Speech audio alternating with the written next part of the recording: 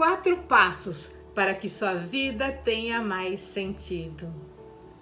Jesus nos diz: no mundo tereis aflições, mas tenha bom ânimo, eu venci o mundo. Ele também nos diz: não andeis ansiosos por coisa alguma, mas em tudo, pela oração e pelas súplicas, e com ação de graças, apresentem seus pedidos a Deus. O próprio Jesus nos ensina para que a gente não se preocupe, para que fiquemos tranquilos, para que confiemos nele, para que a gente possa dar mais significado para a nossa vida. No vídeo anterior, eu falei sobre maturidade e os problemas da depressão, que afeta até 70% das mulheres na fase dos 40 aos 65 anos de idade. São vários fatores que são ligados a isso, como estresse, ansiedade, depressão, questões hormonais, problemas, perdas e também a falta de propósito. Pesquisas apontam que o consumo de antidepressivos no Brasil entre 2014 e 2018 aumentou 23%. Conforme estudo da Funcional Health Tech, líder em inteligência de dados e serviços de gestão no setor da saúde. Mulheres da faixa dos 40 anos ou mais são as maiores usuárias de antidepressivos. Para sair da depressão, para se curar, há várias coisas que precisamos fazer. Tem a questão da medicação, tem a questão da terapia, mas muito mais do que isso, nós precisamos cuidar da saúde do corpo, da mente e do espírito e muito mais. Termos um propósito em Deus na nossa vida que fará toda a diferença. Por isso, nesse vídeo eu vou mostrar para você 4 passos para dar mais sentido à vida e sair da depressão ou evitar a depressão. Fique aqui nesse vídeo que você vai aprender daqui a pouquinho. Bom dia, pessoas queridas, para mais um momento das nossas manhãs produtivas em que eu trago pílulas de sabedoria para que você tenha um dia feliz, harmonioso e produtivo na presença de Deus. Tem 4 passos para que você possa sair da depressão, para que você possa ter mais sentido para a sua vida. Primeiro passo, cuidar do espírito. Como que a gente faz isso na prática? Agradecendo mais a Deus, orando, tomando a decisão de ter mais fé. Como assim? Porque ter mais fé é uma questão de decisão. Se você decidir ter mais fé, você vai orar mais, você vai ler a Bíblia, você vai fazer de tudo para fortalecer essa fé. Por isso que fortalecer a fé é uma decisão. Até quando nós pedirmos para Deus aumentar a nossa fé, é uma decisão. Também outra forma de nós cuidarmos do nosso espírito é estar com pessoas que tenham mais fé, que andem com Jesus e que nos ensinem esta caminhada de fé, de perseverança, na oração e na intimidade com Deus. Segundo passo, cuidar do corpo. Esse é o mais comum de nós ouvirmos, que é ter uma boa alimentação, praticar atividade física, ter hábitos saudáveis. Em Coríntios 6, versículo 12, nós encontramos: tudo me é permitido, mas nem tudo convém. Tudo me é permitido, mas eu não deixarei que nada me domine. Ou seja, nós podemos comer tudo, fazer tudo, mas precisamos ter a sabedoria de decidir aquilo que nós vamos colocar de hábitos nas nossas vidas. Hábitos bons e eliminar aqueles hábitos ruins que não são tão saudáveis. Terceiro passo, cuidar da nossa mente. Como que nós podemos cuidar da nossa mente? Vigiando os nossos pensamentos e alimentando a nossa mente com coisas boas. Em Mateus 26, versículo 41, nós encontramos: vigiem e orem para que não caiam em tentação. O espírito está pronto, mas a carne é fraca.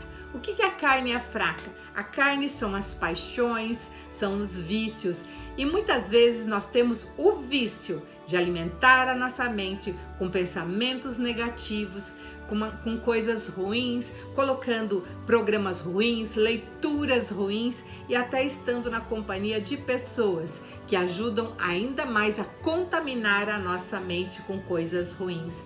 Por isso nós precisamos cuidar da nossa mente, vigiar os nossos pensamentos. É claro que nós não vamos controlar, porque os pensamentos vêm independente do nosso controle, mas a gente pode decidir quais pensamentos a gente vai alimentar e aquilo que a gente vai orar para pedir para Deus, para Jesus tirar da nossa mente. Uma oração que nós podemos fazer todos os dias: Deus, Jesus, sonda minha mente, sonda o meu coração, lança fora todo e qualquer espírito de tristeza, de depressão, de ansiedade, Senhor. Me concede aquela paz que só vem de Ti, que excede todo entendimento. Então nós podemos orar para pedir que Deus, que Jesus ajude a gente a vigiar a nossa mente. Quarto passo: depois que nós cuidarmos do nosso espírito, estarmos em constante oração, lermos mais a Bíblia, orarmos mais, nós vamos cuidar do nosso corpo, tendo hábitos saudáveis, comendo alimentos mais saudáveis. Depois que nós também cuidarmos da nossa mente, vigiando e orando os nossos pensamentos, o que mais a gente pode fazer para conservar a nossa saúde mental? Quarto passo: descobrir o nosso propósito e usar para a honra e glória de Deus. Como que a gente descobre o nosso propósito? Nós descobrimos o nosso propósito de verdade quando a gente se conecta com Deus, porque só Ele sabe para que Ele criou cada um de nós e o que Ele espera de cada um de nós. Quando nós deixarmos de olhar somente para nós, somente para os nossos problemas, e nós descobrirmos os dons e talentos que Deus nos deu para que a gente possa servir outras pessoas, a gente vai estar trabalhando rumo ao nosso propósito. Porque afinal de contas, qual é o propósito de Deus?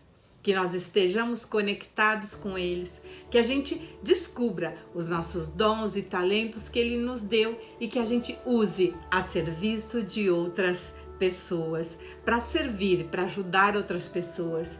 Em Mateus 20, versículo 28, nós encontramos: como o Filho do Homem não veio para ser servido, mas veio para dar a sua vida em resgate de muitos. Ou seja, Jesus veio para servir e não para ser servido. E quando a gente começa a servir outras pessoas, nós deixamos de olhar só para os nossos problemas, só para o nosso umbigo. E é onde a gente está cuidando de outras pessoas, servindo outras pessoas com os nossos dons e talentos. Enquanto isso, Deus, Jesus, está cuidando de nós. Jesus nos levanta e nos cura para que nós possamos servir.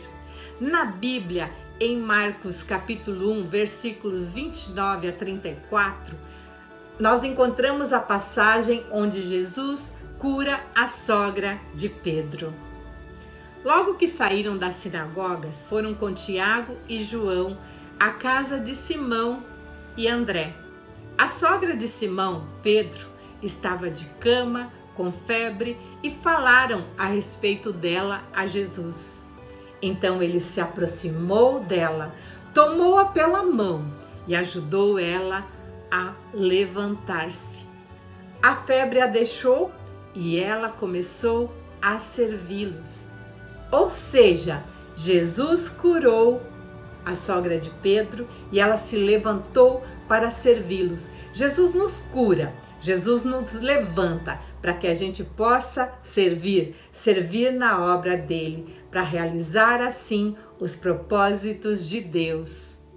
No livro Uma Vida com Propósitos, de Rick Warren, o autor diz que nós temos perguntas egocêntricas que nós fazemos.